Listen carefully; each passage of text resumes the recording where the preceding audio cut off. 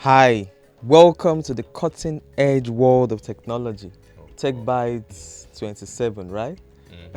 Are you excited? Sounds like an election mandate. Mm, 2027. no. No, it doesn't. Drum rolls. Anyway, 27 is not a joking number. If you want to use pidgin, It's not play. no be play. Anyway, this is Tech by 27. Whether you're a tech enthusiast or you're just tipping your toes into the rivers of tech, this podcast is for you. You have come to the right place. So this is a podcast where we explore the latest news in technology, the analysis, those are the trends, the news and the trends, in the world of tech, and it's actually a lot. So Dami, It is a lot. So Dami, tell us, how do you feel about the tech space? This 2023 is what has happened. What is happening? Globally, it's still layoffs. Nigeria, it's elections, and it's interesting because it feels like it's casting a shadow on every other thing. Yeah. For the True. next few months, actually, maybe till like someone is sworn in already and the person takes over, it will still be a lot of emotions and people are not releasing products, people are not announcing funds. No new features. Exactly. That's Everybody's just taking a true. break, like let's see what's going on. And it also just Or reinforces. maybe it's happening and elections, as you said, casting a shadow. Yeah, right. People don't care. If it's not election, Like, IRev, BVAS. There's even Big Brother and people don't. I've not seen any Big Brother trend. Even way before the election started, I've not seen any Big Brother Exactly. trend. Now election has not started, so nothing. It also just reemphasizes the fact that you can't innovate outside of regulations.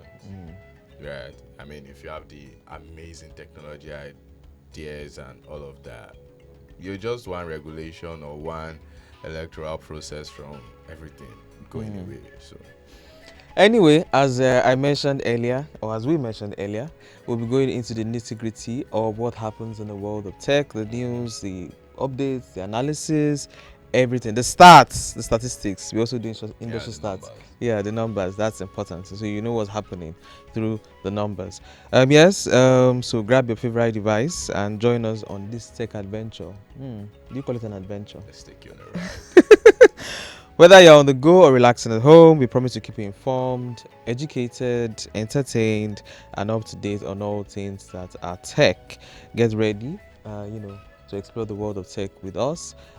If this podcast has offered any value to you, please don't forget to like, share, comment, subscribe, do everything, engage with it, anything that you can do to engage with our podcast. But Dami, tell them where we can get all our podcasts. You can get it on Apple Podcast, you can get it on Google Podcast, Spotify, Amazon Podcast, Samsung, RSS, Podcast Index, literally everywhere. Yeah, everywhere. So Dami, take us around the world of tech in 10 minutes. 10 minutes. All right, let's go, guys. So first we have Flutterwave. Flutterwave is making the news again. This time not for the good reasons. Yeah, I mean it was consistent for it last year. It feels like it's back again. Maybe it's just a one-time thing. We would not know. But Flutterwave. So reports came out right over the weekend and all that Flutterwave was hacked. And about 2 billion naira was taken out of its account. But the firm has come out to deny the hack. And according to it, it says that it wants to reassure users that nothing is happening to their funds. So what happened? It was said that hackers breached Flutterwave's defenses and took away 2.9 billion from the company account. 2.9 billion. Yeah, 2.9 billion. Also, the reports also disclosed that the Unicorn was seeking to freeze accounts of up to 300 customers of different banks. Maybe this way where the monies were funneled in through and all of that. And Flutterwave has come out to say that no, this is not happened. So the money was said to have been transferred to 28 accounts in 63 transactions. And some users have even come out to say their accounts were locked because of the hack and all of that. It's plan work. Yeah, maybe it seemed like that, but Flutterwave has said nothing happened. So it's like Do you believe the media or do you believe the company that said nothing happened? Well, as long as customers' monies are Safe. protected, Yeah. safe, yeah, that's fine. Yeah, it says everyone should not be scared. That don't Exactly. worry, your monies are safe. As long as the money, It's not you don't FTX. tell me that Florida will be shutting down. No, Recording in progress. Yeah, no, they're That's not fine. shutting down. They're not shutting down. All right. Next is this week we had the International Women's Day, and Google celebrated that. We also celebrated the year. We can go to our social media the pages. what they gave the women. We are waiting for November 19th. I'm patiently waiting for International Men's Day. I think it's November 19 or 18. I don't remember. November something. I'm waiting. We are waiting for that day. Don't worry. But Google celebrated the International Women's Day this week, right? With 3 new initiatives. The initiatives were Hustle Academy for women-led SMEs. All right. Then he also had a 15 women-led startup, right, that were announced for the African Accelerator of Google startups, like Google Fund. And this accelerator, these startups were from several countries, including Nigeria, Kenya, South Africa, Congo, Tanzania, and I think Rwanda. Yeah, Rwanda was also there, and like one other African country, Ghana was there as well. Yeah, so we had startups listed from all of these countries that were mentioned in the list. We also had some other initiatives, right? Like I mentioned, the Google for Startups Accelerator Africa, the Hustle Academy, and all that. And this is just to celebrate the International Women's Day.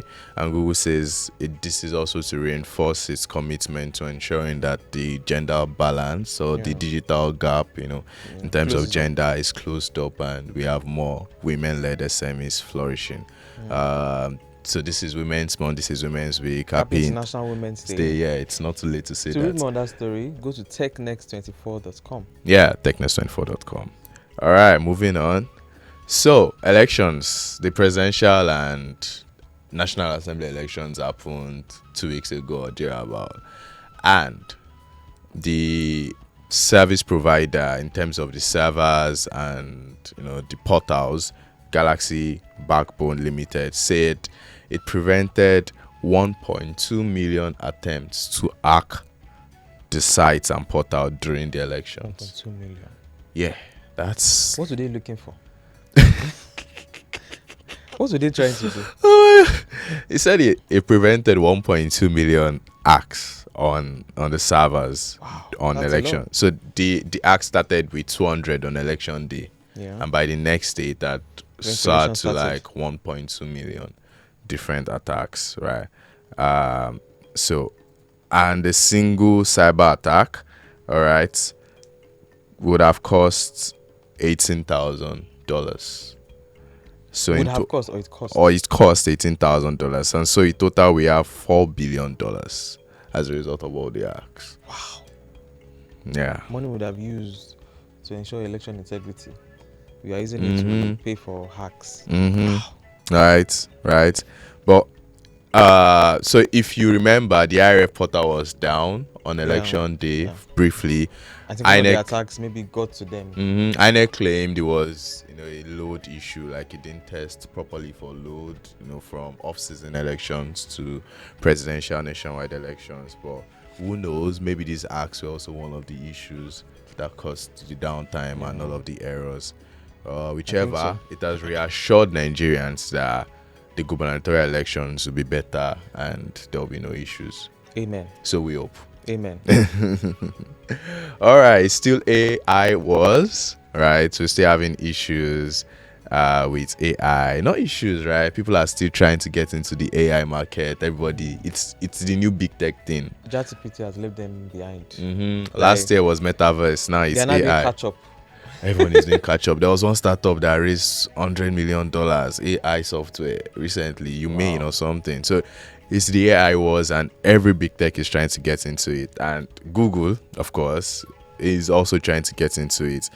And it has said that it is the senior management have come out to say that a code red has been disclosed in terms of AI implementation for all its services, and Google must incorporate AI into everything.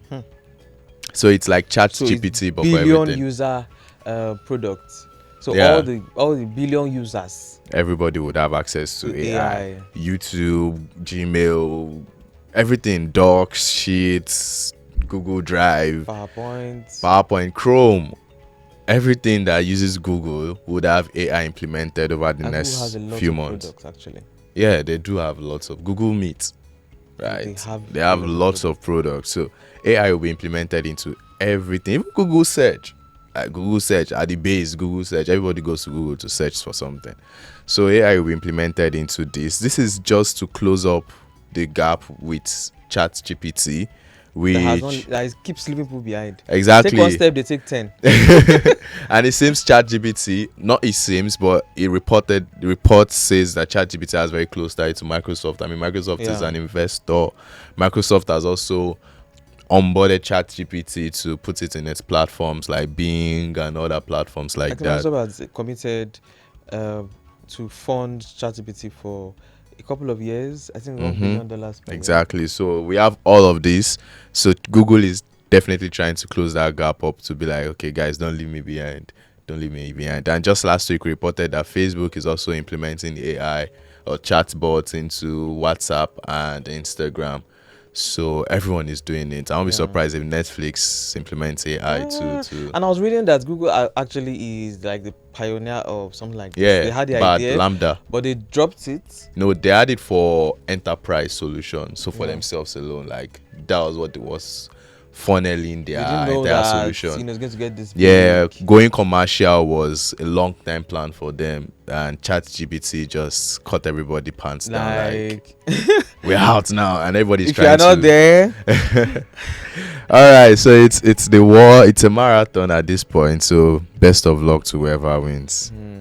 Yeah. Lastly, for today, we have Elon Musk again on today's news. So Elon Musk has called out and eventually apologized to an employee. It came to Twitter to call one of the worst. All right. So there was a misunderstanding on Twitter. The employee came on Twitter to ask why he was laid off. Right. I mean, he did a thread. The employee's name is R.L. Tollefson, also called Ali. Yeah. Before he murdered his name. He came on Twitter to write a thread on why he was literally asking why he was laid off and all of that. Then Twitter CEO Elon Musk responded as is his custom. He's done that a few times over the last several months since he's taken over Twitter, responding to employees publicly, trying to have like a few times or many times. Right, to keep him modest, few times. He's always responding to employees, trying to have a conversation on the timeline and all that. And in this particular case, he came out to say that this employee has done little or no work for the last 4 months, and that's probably one of the reasons that brought about this sack and all of that. But the problem here is they were not even informed. Exactly. They just could not log into the using the company's he said he could just not devices. log in from the midnight till that morning, and that was that. And Elon Musk has now come out to say he wants to apologize for Ali.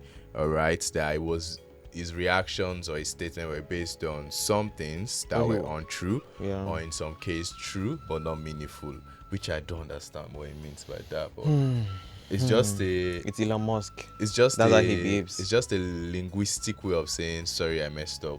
I think he's also saying that Ali may actually want to stay or get back into Twitter. He also said Ali is considering staying on Twitter. Although Ali has said he's floating a new solution or a new venture. Right, he has already launched a restaurant. He had a company that he sold to Twitter. That was why he joined Twitter as a senior director and all of that. Elon Musk, what are you doing, blood? But yeah, hopefully he gets things right and Twitter does not become one of those platforms we used to know. Yeah, one of those platforms. Yeah, one of those platforms. I didn't know what you're talking about.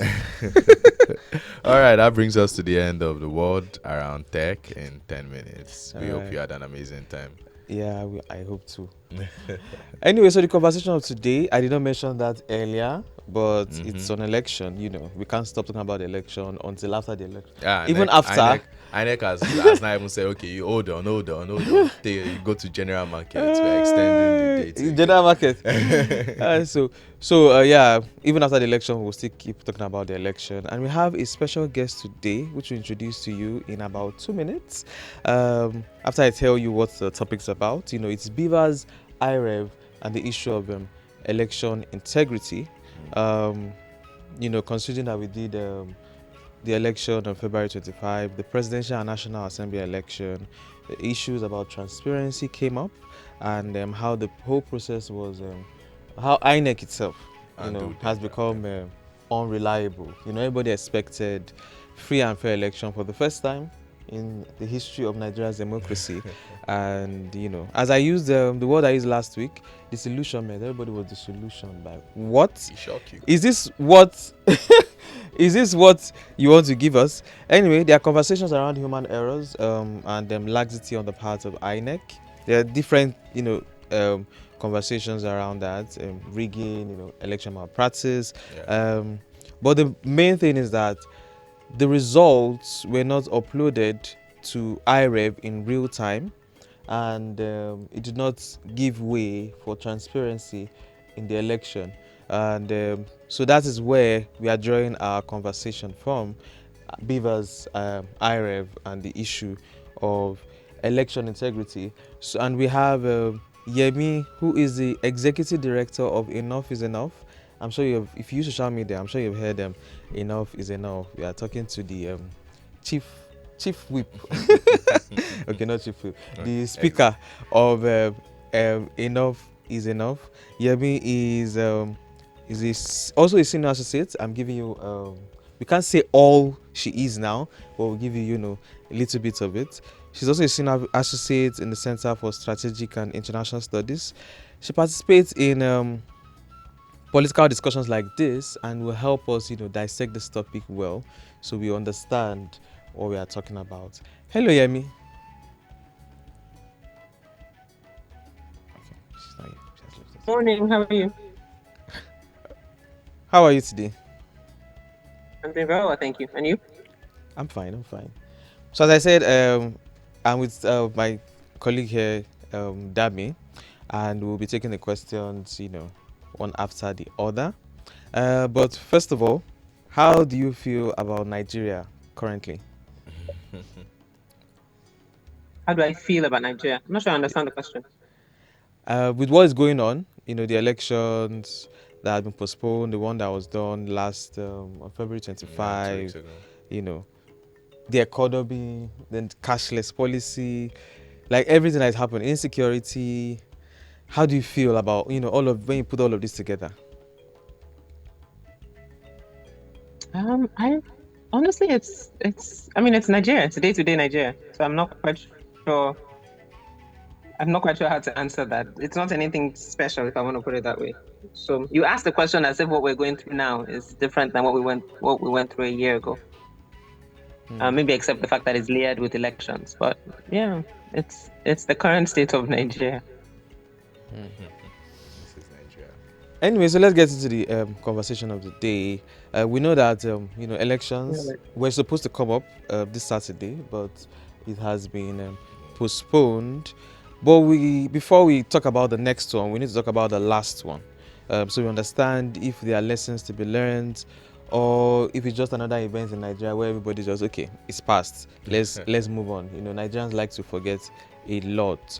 So the question here is, what would you say went wrong on February 25, and what does election integrity mean to you?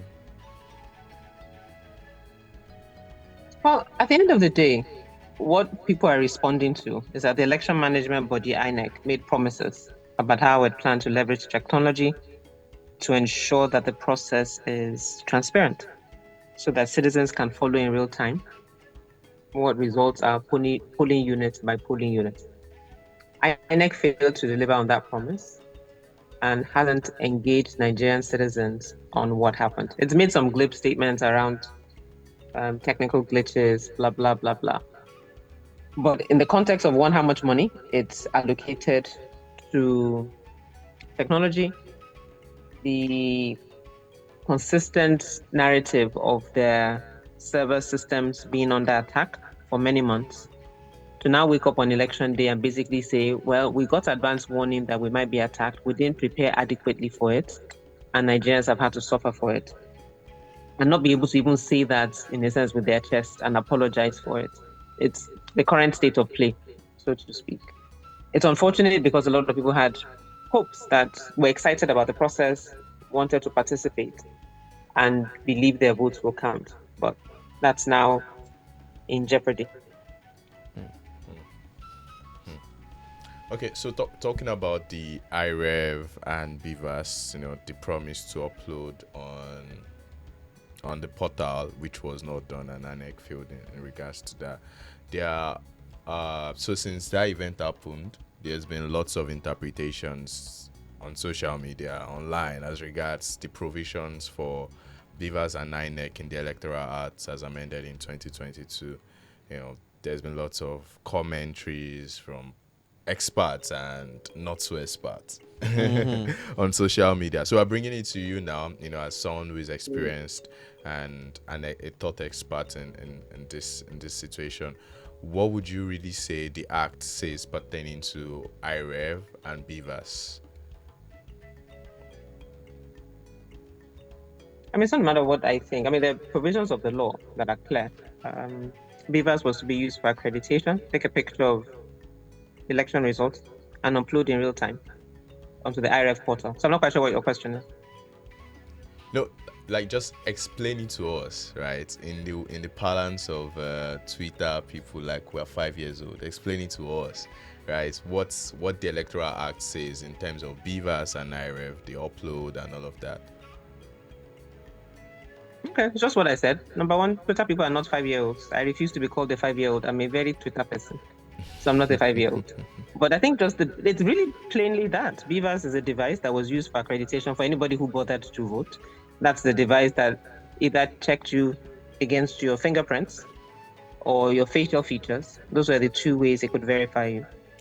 In previous elections, there was what was called an incidence form, which basically meant if your name was at the polling unit and you had a PVC, but the card reader did not authenticate you, they will let you be accredited manually.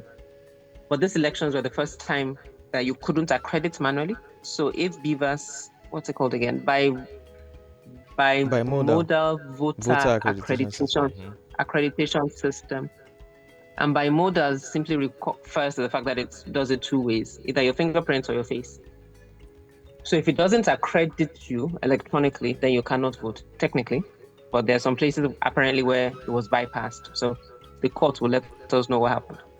So that's step one. Then you go and vote. And then step two, or as BVAS is concerned, is that a picture of the result sheet is taken and it's uploaded in real time to the IRev portal. The IRev portal is basically a system, not required by law, but it's a nice to have. Part of the bells and whistles that INEC wanted to add to the process to ensure transparency and accountability. So when I say it's not required by law, it's not in the Electoral Act, but it's in their regulations and guidelines. Well, actually, no, let me take that back. Make sure I don't confuse.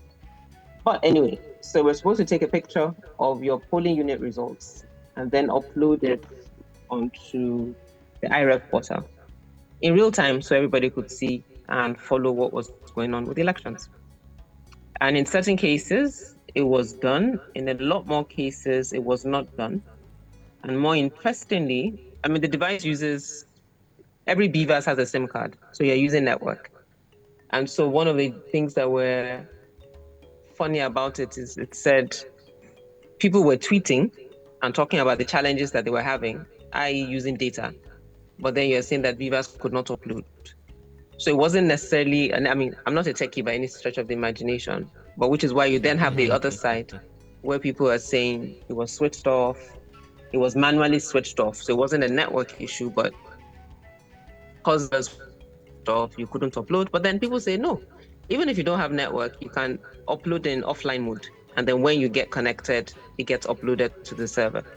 So this goes back to my point about very many stories of which INEC has not owned or explained any of them. As far as I know, I could be wrong. Let's pick it up from there. So there's another election. It was supposed to come up this Saturday, but it has been postponed. So there are a lot of questions now. So do you think this election, March 18, will be like an avenue for INEC to, clear? Should we use the language, clear its name, and reignite a public trust in the whole electoral process? Now that there are perceptions of electoral malpractices. To be honest, I'm not sure, because INEC hasn't shown that it cares really what we think and what our perception is. So it hasn't made, what's the word I'm looking for? It hasn't, in my opinion, hasn't made the effort to make us feel better. Let me put it that way. So INEC has created a very low trust environment, and I don't see that it's making the effort to redeem that. So yeah, that would be my summary. Okay, so let's go back to social media. All right, so there's been a growing number of communication, even on political matters. All right, in recent times, especially for this election, over the last several months, there's been increase in talks about politics and all of that. Like, we're talking during the 10 minutes of the World Around Tech, nothing is happening except elections these days on social media. So putting it to you now, our social media and online platforms be used to promote transparency and to combat disinformation during electoral circles? Because while you have lots of information shared on social media, the same vein you have lots of disinformation shared and being propagated, and you find out that these are even the ones that get more views and more props. Engagement. Yeah, so how are social media and online platforms being used to promote transparency?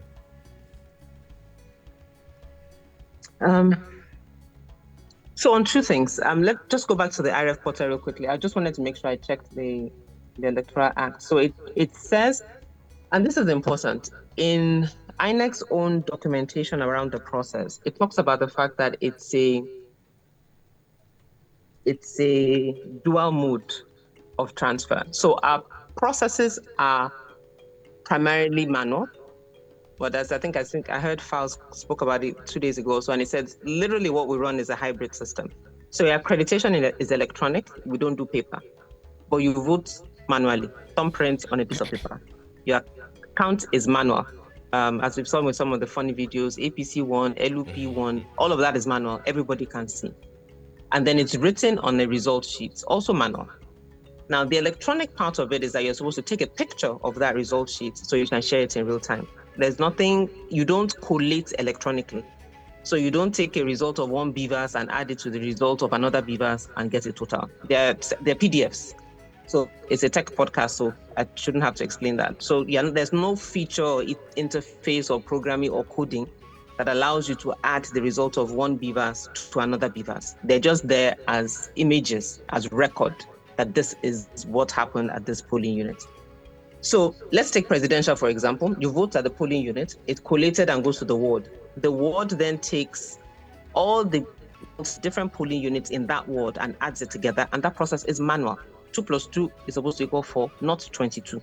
So after that process at the ward level, then all the wards in a local government, that's added together again to get the local government result. Again, 4 + 4 should be 8, not 88. And then after the local government, you now take all the local governments in Lagos. If we're using Lagos, for example, the 20 local governments in Lagos, add all of that together to now get your state level results. And then states are all added together to get national results. So all of that process is a manual, i.e. Excel sheets, people using calculators or phones. That's how the numbers get added up. There's nothing in the machine that adds those up automatically. So INEC, in a sense, by law, is in its right, let me put it that way. It's legal, that's what I'm looking for. It's legal for INEC to add these things up manually because the law allows it to. So the real question and bone of contention is that yes, you're adding it up manually, But what we were supposed to be able to see is the polling level results uploaded onto this portal so we can follow what is happening. Because if all the results are uploaded on the portal, as we have now seen, there are quite a number of citizen-led initiatives adding numbers from the portal to get results. So as we can now see, as citizens are adding these things, that's what would have happened. So people would have been able to say, no. What is uploaded onto IRev does not match what you are announcing as a result, because all of us are looking at it and we can all add 2 + 2 is equal to 4. And therein lies the main challenge.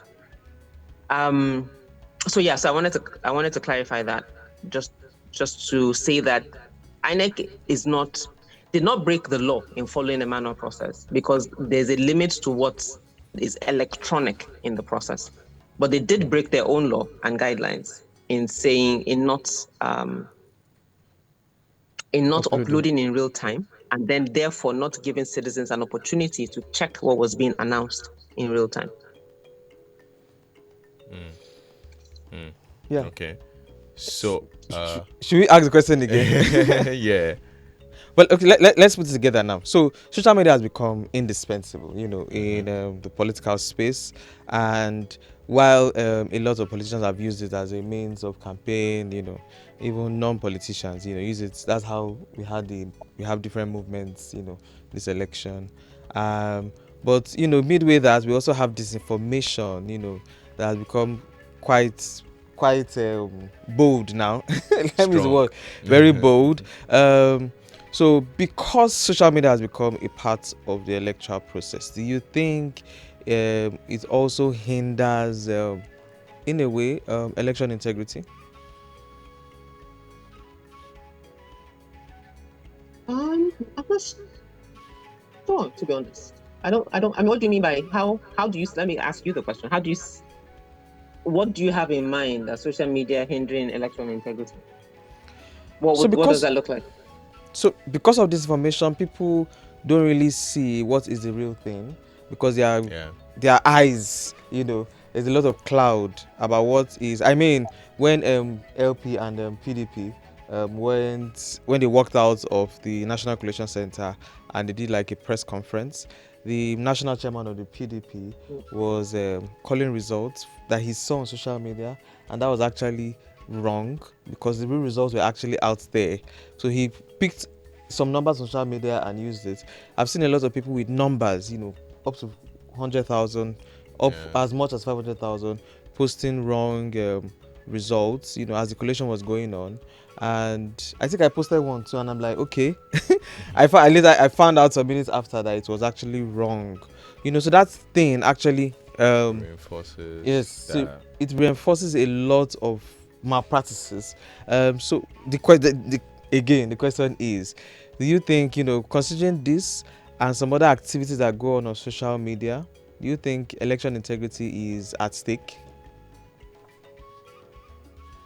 Election integrity is this. I mean, I think my response to that is always that people who are looking for truth will find it, and people who want to amplify news that suits their agenda will find it on social media, as with anywhere. I mean, social media is just faster, but it's not today that people have been sharing fake news and sharing lies.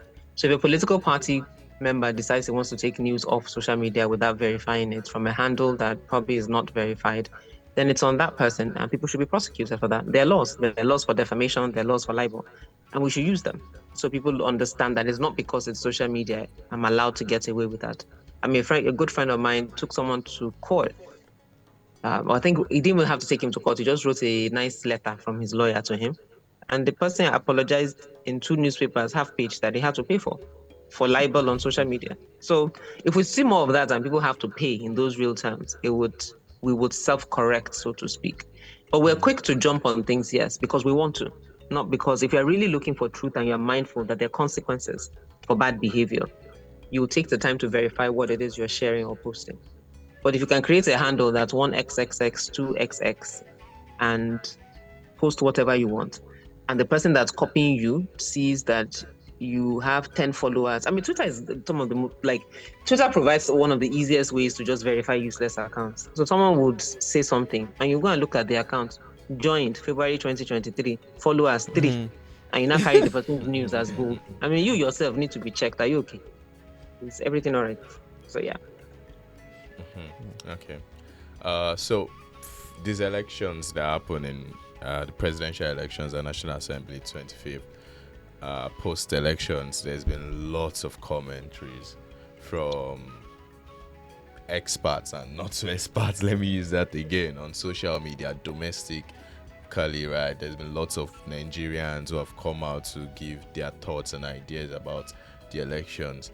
We've also had international observers also make comments on the elections, right? Mostly pointing out the fact that INEC failed Nigerians. Yeah.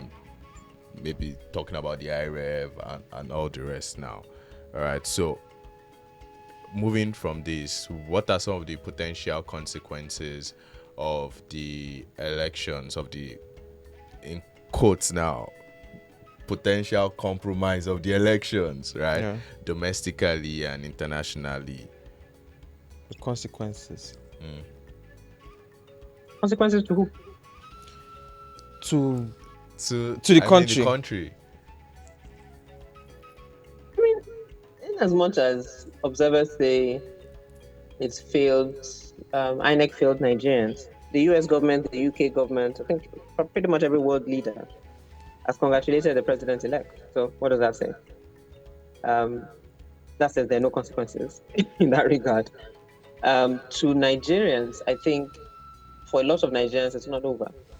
It's, yes, we have a president-elect, but it's not over because the challengers are in court. So the consequence is that we have a hanging election because it's not finished. We don't have it's not concluded. We have way more disenfranchised in terms of their belief in the system. So we probably see a low voter turnout. I mean, political parties really need to work very hard leading up to next weekend to get citizens to come out, because we likely will see low voter turnout. Because generally, people are less interested in governorship and state house of assembly already. You now add a layer where there's a belief or a sense that my votes don't count. So people have organized travel and work plans around being able to vote this weekend that they will not be able to shift to next weekend. In places like Lagos and Kano, where you've had flashes of violence, depending on what happens over the next week, that might keep people at home. So the consequences of an election where people feel that it's not free, fair, not credible, is that you increase, INEC already has a trust deficit. And what they've done with this process is they've increased that trust deficit. And even more disappointing is the fact that they're not even trying to bridge that gap.